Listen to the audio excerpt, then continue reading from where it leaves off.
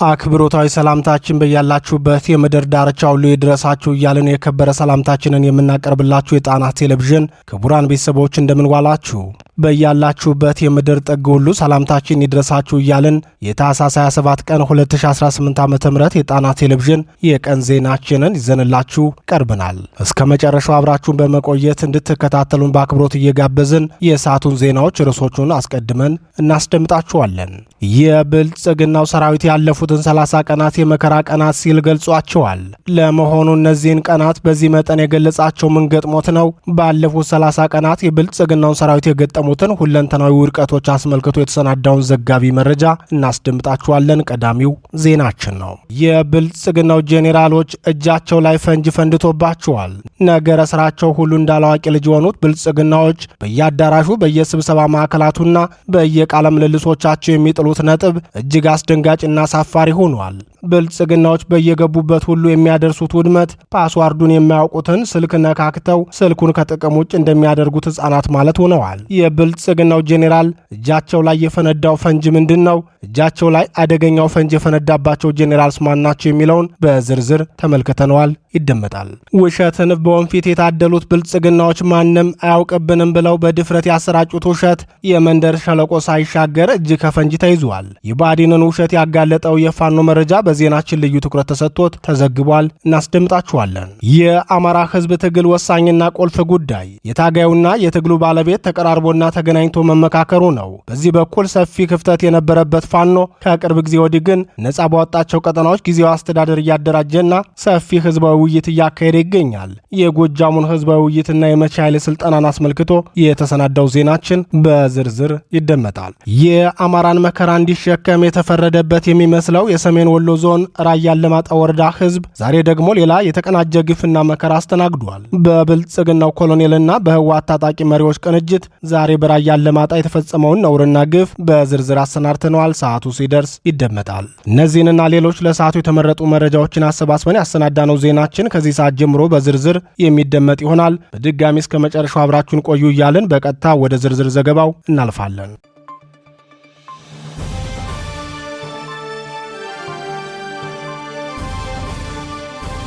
ሰላሳዎቹ የመከራ ቀናት የብልጽግናው ሰራዊት የፈተናና የመከራው ጊዜ ሊያበቃለት አልቻለም። መላውን የአማራን ህዝብ በጠላትነት የፈረጀ የብልጽግናው ስርዓት በአማራ ህዝብ ላይ የከፈተው የዘር ማጥፋት ጦርነት ለሰራዊቱ የሞት ቀጠናና የፔርሙዳ ማዕዘን ሆኖበታል። ባለፉት 30 ቀናት ብቻ የደረሰበትን ከፍተኛ የመከራ ቀናትን መረጃዎች በከፊል እንመልከታቸው።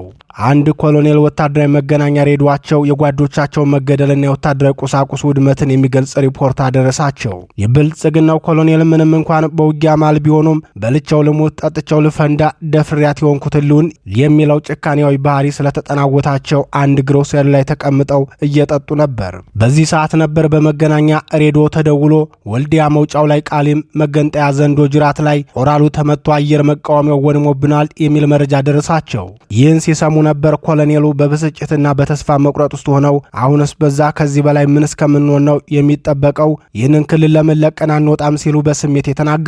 እኒህ የብልጽግና ኮሎኔል ይህንን እንዲናገሩ ያደረጋቸው በወሎ ቤት አማራ የተሰማራው ሰራዊት የደረሰበት ምት ከቀን ወደ ቀን እየጨመረ መሆኑን ተከትሎ ነው። በዘመቻ ደማሊ አባናዳው እርምጃ የተወሰደበትን 3003 ሰራዊትም ሆነ እጃቸውን ለፋኖ የሰጡትን ከ660 በላይ የሰራዊቱ አባላትን ለጊዜው እናቆያቸውና የታህሳስ ወር ኪሳራውን ብቻ እንመልከት። 30 ቀን ስንት ነው ይላል የመንግስት ሰራተኛ የደመወዝ ቀን ሲርቀው።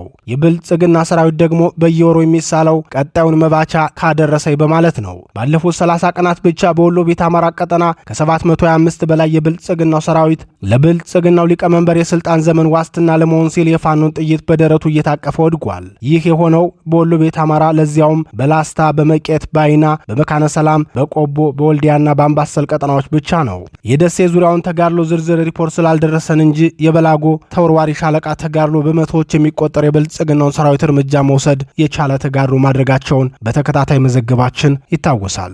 ባለፉት 30 ቀናት ብልጽግናው ከተነጠቃቸው በመቶዎች የሚቆጠር ስናይፐር ብሬንና ክላሽንኮቭ በተጨማሪ አንድ ጄኔራል መድፍ ወድሞበታል። 3 አየር መቃወሚያ ዙ23 እንዲሁ በፋኖ ዲሽቃና ላውንቸር ከጥቅም ውጭ ተደርጎበታል። ከ5 በላይ ዲሽቃ ለፋኖ አስረክቧል። ይህ ሁሉ ኪሳራ የደረሰበት የብልጽግናው ሰራዊት የታህሳስን ወር ሲገልጸው የመከራ ቀናት ብሎታል። አንድ ሙሉ እዝ በፋኖ ያስመቱት የጄኔራል አበባው ታደሰ የቅርብ ወዳጅ የሆኑት ጄኔራል አሰፋ ቸኮል በቅርቡ ባደረጉት አንድ ስብሰባ እኛ ተደምረን ስለማንታገል እንጂ የጽንፈኛው አቅም ከኛ በላይ ሆኖብን አይደለም ማለታቸው ይታወሳል። አንድ ሙሉ እዝ ያስጨረሱትና በጦር ኃይሎች መኮንኖች ክበብ የጄኔራሎች ስብሰባ ላይ ሰነፍረኛ እየተባሉ የሚወቀሱት ጄኔራል አሰፋ ቸኮል የሚመሩት ሰሜን ምስራቅ እዝ ሰራዊት ሙሉ በሙሉ በሚያስብል ደረጃ ፈርሷል። በዘመቻ አባናደው አጼ ምኒልክ እዝ 24 የብልጽግናው ሰራዊት መውሰዱ ይታወቃል። ባለፉት 30 ቀናት ደግሞ በተመሳሳይ ከ5 የማያንስ የብልጽግናው ወታደራዊ ተሽከርካሪ በፋኖ እጅ ገብተዋል። የብልጽግናው ስርዓት የታህሳስን ወር በተጠናከረ ዘመቻ ጽንፈኛውን አጠፋለሁ ብሎ ገብቶ የነበረ ቢሆንም እስካሁን ባለው የተጋድሎ መረጃ ግን ብልጽግናው በርካታ ኃይሉን በፋኖ መነጠቁን ያረጋገጠ ሆኗል።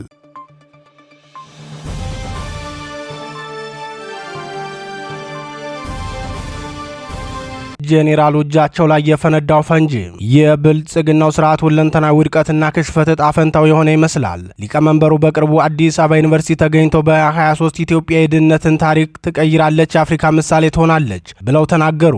በአሁኑ ሰዓት 45 በመቶ የሚሆነው የአገሪቱ ህዝብ ከድህነት ወለል በታች የሚገኝ ነው።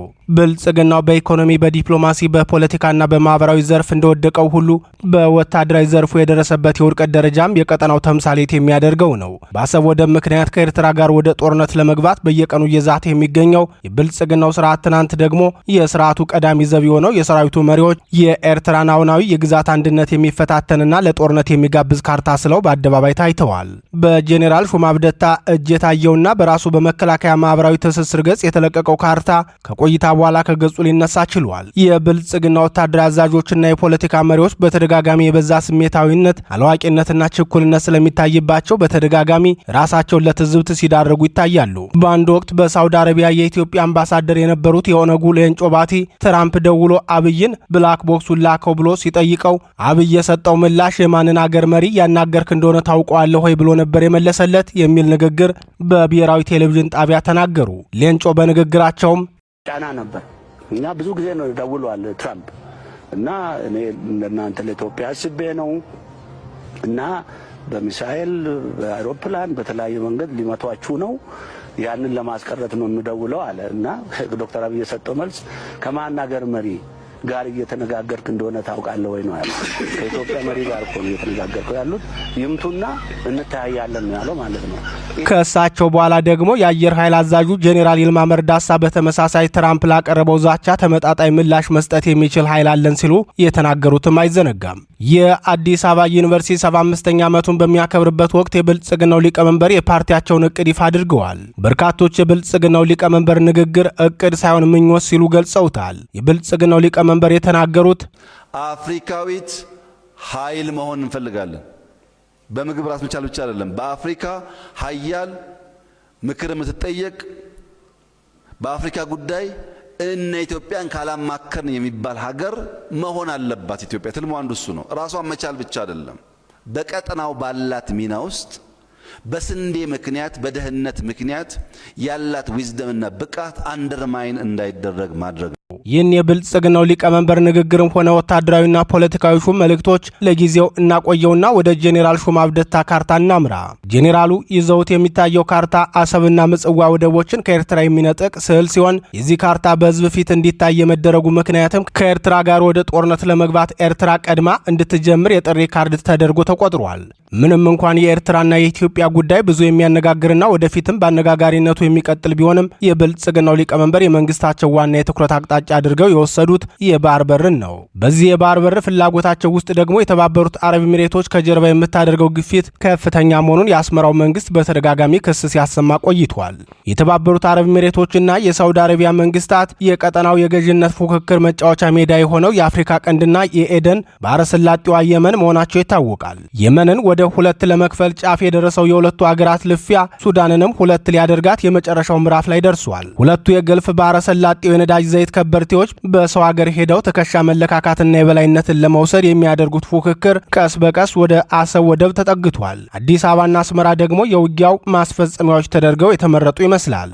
ትናንት በግልጽ የትንኮሳ መልእክት ወደ አስመራ ያስወነጨፉት የብልጽግናው ወታደራዊ ሹም ጄኔራል ሹማ አብደታ ወታደራዊ መባረክ ገጥሟቸዋል ሲሉ ወታደራዊ ተንታኞች ይናገራሉ። ተንታኞቹ ሐሳባቸውን ሲቀጥሉም በመጀመሪያም የዚህ ካርታ በህዝብ ፊት እንዲታይ የተፈለገው ኤርትራን ወደ ጦርነት አስቀድማ እንድትገባ ለመገፋፋት ነበር። ቆይተው ከማህበራዊ ገጻቸው ያጠፉት ደግሞ በጫና ብዛት ተጽዕኖን በመፍራት ነው በማለት ገልጸዋል። በሁለቱ ሀገራት መካከል ግንኙነቶች በሚሻክሩበት ወቅት የሀገራት መሪዎች የራሳቸውን እውነት የሚገልጹበትን ሐሳብ ያቀርባሉ እንጂ በተቻለ መጠን ዛቻና ትንኮሳን በአደባባይ አያሰሙም። የሀገራቱ ወታደራዊ አዛዦችም ቢሆኑ ከዚህ መሰል ድርጊት መታቀብ ይጠበቅባቸዋል እንጂ የቀጠራቸውን ፓርቲ ወክለው በአደባባይ በዚህ መልኩ ራሳቸውን ለትዝብት የሚዳርግ እንቅስቃሴ ውስጥ መግባት የለባቸውም።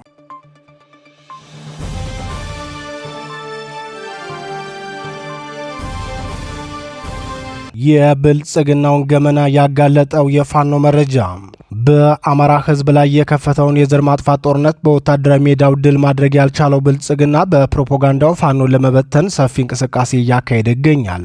ሰሞኑን በብልጽግናው የፕሮፓጋንዳ ክንፍ በኩል የተያዘው ማደናገሪያ ስልት ደግሞ የፋኖ አባላት እጅ እንደሰጡ በስፋት ማሰራጨት የሚለው ነው።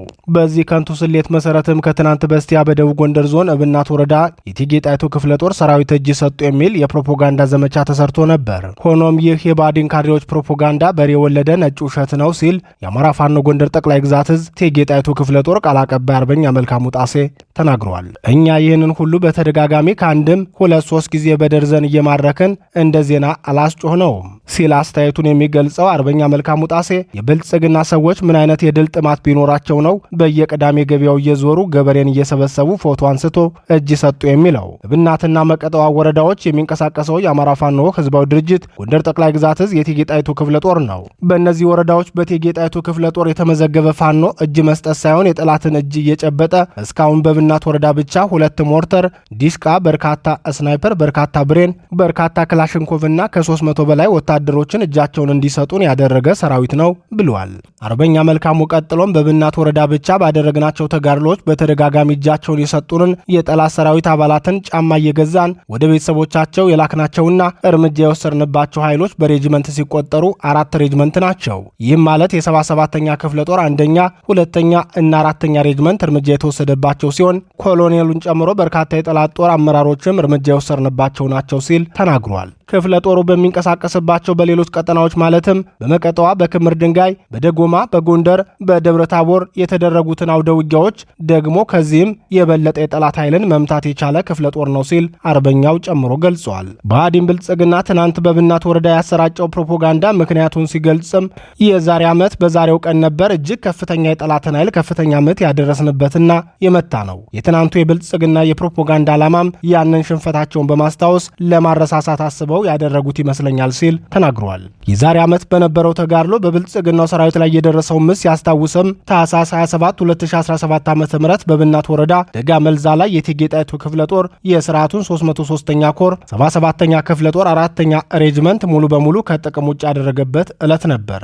ሌሊቱን ከመና መቀጠዋ ተነስቶ የእቴጌ ጣይቱ ክፍለ ጦር በአርበኛ ተሾመ አባው ጦር መሪነት ደጋ መልዛ ላይ ወገግ ሲል 11 ሰዓት ላይ ድንገት ከተፍ በማለት በጠላት ብልጽግና ሰራዊት ላይ ፈጣን ማጥቃት ተደርጎ በርካታ የብልጽግና ሰራዊት እርምጃ ሲወሰድበት ከ65 በላይ የስርዓቱ ሰራዊት እጁን የሰጠበት 10 በላይ የወረዳ ካድሬዎች እርምጃ ሲወሰድባቸው 5 ወሳኝ ካድሬዎችን በፋኖ እጅ የገቡበት ቀን ነበር ብለዋል። ብአዴን ብልጽግና የመንግስትን የሰላም ጥሪ ተቀብለው እጃቸውን የሰጡ የጽንፈኛው አባላት ብሎ በሚዲያ ያሳያቸው የአካባቢው አርሶ አደሮችንና ለቅዳሜ ገበያ ወደ ከተማ የገቡ ወጣቶችን መሆኑን አርበኛ መልካሙ ጣሴ ለጣና ቴሌቪዥን ተናግሯል።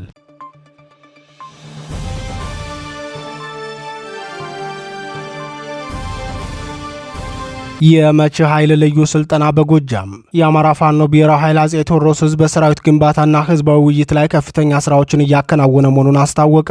ካሳለፍነው አርብ ጀምሮ በጮቄና ደብረ ማርቆስ ዙሪያ ታላቅ ወታደራዊ ድል የተቀዳጀው አጼ ቴዎድሮስ ህዝብ ዛሬ ደግሞ የመቼ ኃይል ስልጠና መስጠቱን አስታውቋል። የ201ኛ ኮር 74ኛ ክፍለ ጦር በምስራቅ ጎጃም ዞን ጎንቻ ሲሶን ነሴ ወረዳ ስር ባደራጁ የጊዜያዊ መንግስት አስተዳደር ለአባት ጦር አርበኞችና ለመቼ ኃይል ሰራዊት ልዩ ስልጠና መስጠቱን አስታውቋል። የኮሩ ቃል አቀባይ ፋኖ ሀብታሙ የሱፍ የመቻ ኃይል ስልጠናውንና ህዝባዊ ውይይቱን አስመልክቶ በሰጠው ማብራሪያ በ74ኛ ክፍለ ጦር የጎንቻ ሲሶነሲ ወረዳ ጊዜያዊ መንግስት ከሰላም አበበ አውጃና ከደብረ ብርሃን ቀበሌዎች አመራሮችና ለአባት አርበኛው ጦርና መቻ ኃይሎች ስልጠናና ውይይት ተደርጓል። የውይይቱ ሐሳቦች የነበሩትም ስለ ፍትህ አሰጣጥ፣ የድርጅታችንና የትግሉ ቁመና፣ የወረዳ ጊዜያዊ መንግስት መዋቅርና የቀበሌ መዋቅር የሥራ ኃላፊነት እንዲሁም የፋይናንስ አሰራርና ሰንሰለት ማሳለጥ በሚሉ ሐሳቦች ከፍተኛ ስልጠናና ውይይት ተካሂዷል ብለዋል። የስልጠናው ተሳታፊዎች በበኩላቸው የአማራን ህዝብ የህልውና ትግል ከዳር ቆመን የምንመለከተውና ለአንድ አካል ብቻ አደራ የምንሰጠው ጉዳይ አይደለም።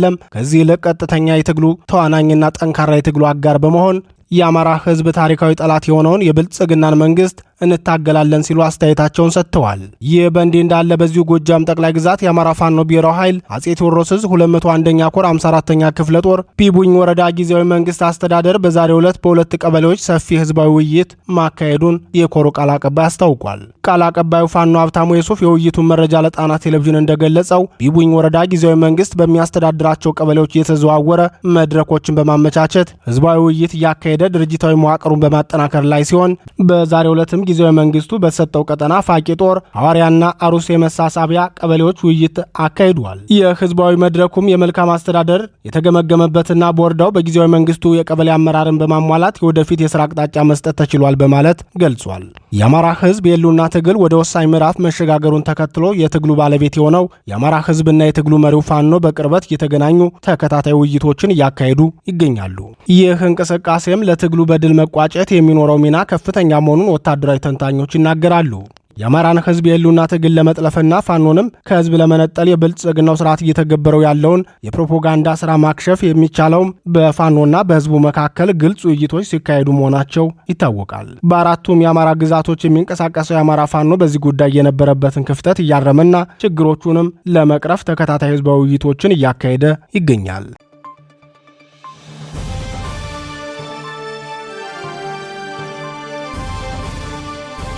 ባለማጣ እየሆነ ያለው አስደንጋጭ ክስተት በብልጽግናው መንግስት ይሁንታ ወደ አማራ ክልል ሰሜን ወሎ ዞን ራያ አላማጣ የገባው የህወሓት ታጣቂ ቡድን በራያ አላማጣ ከተማ የኢትዮጵያ መገለጫ የሆነውን ሁሉ እያጠፋ ይገኛል። በቤተ ክርስቲያናት ላይ ጀምሮት የነበረውን ዘመቻ አጠናቆ ከኢትዮጵያ ኦርቶዶክስ ቤተ ክርስቲያን ወደ መቀሌው መንበረ ሰላማ የቀየረው ህወሓት አሁን ደግሞ በተቋማትና አደባባይ ላይ የተሰቀሉ ሰንደቅ ዓላማዎችን ሙሉ በሙሉ በማቃጠልና በመቅደድ የራሱን ሰንደቅ ዓላማ እንደሰቀለ ምንጮቻችን ለጣና ቴሌቪዥን ተናግረዋል።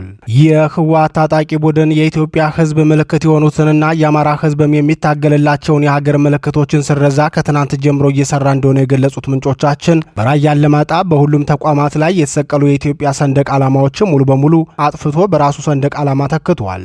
የኢትዮጵያን ሰንደቅ ዓላማ ሲነቅል ከ38 ዓመት በፊት ለባዕዲን የሰጠውንና በአማራ ክልል ህዝብ ላይ በግድ የተጫነውን የባዕዲንን ባንዲራም አልተወውም ብለዋል። እንደ ምንጮቻችን ገለጻ በቀጠናው የሚገኘውን የብልጽግናው ኮማንድ ፖስት ሰብሳቢ ኮሎኔል አህመድ ኤሚ ይህ ድርጊት እንዲፈጸም ፈቃደኛ በመሆናቸው የቀጠናው ኮማንድ ፖስትና በአካባቢው የሚገኘው የብልጽግናው ሰራዊትም ምንም አይነት እርምጃ አልወሰደም ያሉ ሲሆን አሁን ላይ በቀጠናው በሰፊው የሚንቀሳቀሰው የህወሓት ታጣቂ ብቻ መሆኑን ተናግረዋል። ሌላው አነጋጋሪ ጉዳይ ደግሞ የህወሓት ታጣቂዎች ሰንደቅ ዓላማ ማቃጠላቸውን ተከትሎ ድርጊቱን የተቃወሙ የፌዴራል ፖሊስ አባላት ከነትጥቃቸው በህወሓት ታጣቂዎች ታፍነው መወሰዳቸው ነው። የፌዴራል ፖሊስ አባላቱ ታፍነው ሲወሰዱ የመንግስት ወታደሮች በአካባቢው ነበሩ በማለት የብልጽግናው ሰራዊት ለህወሓት ታጣቂ ቡድን ስልታዊ ድጋፍ ማድረጉን ተናግረዋል። በዛሬው ዕለት አላማጣን ጨምሮ ሁሉም የሰሜን ወሎ ግዛቶች የህወሓት ሰንደቅ ዓላማ ተሰቅሎባቸዋል ያሉት ምንጮቻችን በከተማው ከፍተኛ ወታደራዊ እንቅስቃሴ በመኖሩ ነዋሪዎች በከፍተኛ ጭንቀት ውስጥ ይገኛሉ ሲሉ ጨምረው ገልጸዋል። ስለ ጉዳዩ ተጨማሪ መረጃ የጠየቅናቸው የአካባቢው ነዋሪዎች አክለውም ከዚህ በፊት አማራንን ያሉ ወጣቶች ታፍነው ተወስደው የት እንደደረሱ አይታወቅም። እኛም ይህን ድርጊት ብንቃወምም ለደቂቃም ቢሆን ለህይወታችን ዋስትና የሚሰጠን አካል ባለመኖሩ የህወሓትን የማንነት ቅየራ እንቅስቃሴ ከመቃወም ተቆጥበናል ብለዋል። ነዋሪዎቹ አክለውም በራያ ዋጃ የቤተ ክርስቲያን ማህተም አንሰጥም ያሉ የሃይማኖት አባቶችና አርሶ አደሮች ታፍነው የተወሰዱ ሲሆን በዛሬው ዕለት ሀብት ንብረታቸው በህወሓት ታጣቂ መዘረፉን ገልጸዋል። ከሳምንታት በፊት ህወሓት አፍኖ የወሰዳቸውን የአማራ ክልል ሰሜን ወሎ ዞን ራያ አላማጣ ነዋሪዎች፣ የሃይማኖት አገልጋዮች፣ የመንግስት ሰራተኞችና ወጣቶችን እያንዳንዳቸው እስከ ግማሽ ሚሊዮን ብር እየከፈሉ እንዲወጡ መደረጉ ይታወሳል። የሚከፈል ገንዘብ የሌለውን ደግሞ በአስገዳጅነት የጉልበት ስራ እያሰሩ መሆኑን የደረሰን መረጃ ያመላክታል። ለውትድርና ሊጠቀምባቸው እንደሚችልም ፍንጮች ታይተዋል።